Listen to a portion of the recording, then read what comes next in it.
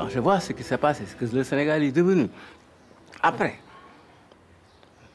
à la suite, n'est-ce pas, de ces événements-là de 62, rien que pour des questions de pouvoir répartir pour lui, il s'agit tout simplement de prendre le pouvoir personnel, régner, n'est-ce pas, de façon personnelle, ce machin, sur le Sénégal, pour en arriver là, et toutes les conséquences, n'est-ce pas, que cela a eu, sur le plan de l'évolution de notre pays, nous étions si bien partis.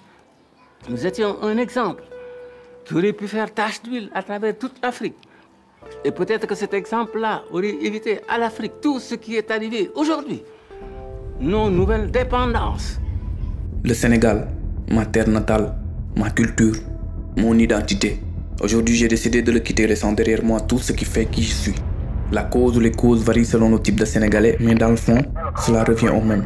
Entre le diplômé sans espoir d'exercer et l'ouvrier qui peine à mener la vie qu'il mérite, mettre les voiles pour d'autres horizons semble être une solution pertinente. Les peuples migrent là où les richesses sont mises en évidence, ceci n'est rien d'autre qu'une question de survie. Et pourtant mon pays n'a rien à envier à ces lointaines contrées qui nous font rêver. Le mot paradoxe n'a jamais eu autant de sens.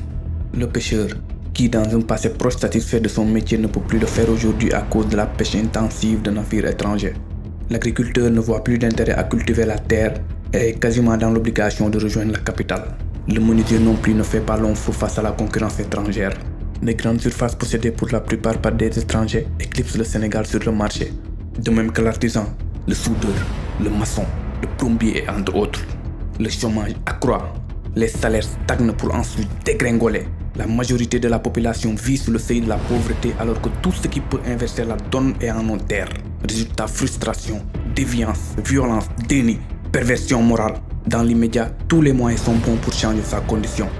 Des slogans radicaux ont vu le jour tels que Khalis Siki Minu Gaïndé ma Fokotiko, Koudé Sayay Djurat, Fouder Yako, Nefa Adjo Fayou. Pourtant indépendant depuis 64 ans, notre pays s'est vu dépassé par bon nombre de nations stagnantes depuis toujours au rang de pays sous-développés. La responsabilité est clairement du côté des gouvernants. Nous avons atteint la limite. Si l'ultime solution n'est trouvée, cela ne fera que s'empirer. Des régimes se sont succédés, mais aucun n'a vraiment réussi à rendre le Sénégal aux Sénégalais en leur facilitant l'accès au strict minimum tel qu'un travail, un salaire décent, une couverture sanitaire et des aides sociales dans certains cas, pour ne citer que cela. Que ce soit la position géographique, le climat, le sous-sol riche, l'agriculture qui n'attend qu'à être développée, l'accès à l'océan sur 718 km, nous jeunes débordants d'énergie, d'envie de faire majoritaire dans ce pays, l'heure de prendre les devants a sonné, l'espoir renaît. Cette jeunesse saine, ambitieuse et responsable a réussi à comprendre que tout ce qui peut nous empêcher d'emprunter la voie du développement n'est autre qu'un système défectueux. La dualité est là, une génération d'idées et de consortiums d'intérêts. Conséquence, ces jeunes qui exigent les meilleures conditions sont tués. Les forces de défense sont infiltrées par des forces occultes. L'institution est tombée au plus bas niveau. Le peuple dit non, descendant dans la rue exigeant que ses droits soient respectés ainsi que la démocratie, les libertés de tous et de toutes.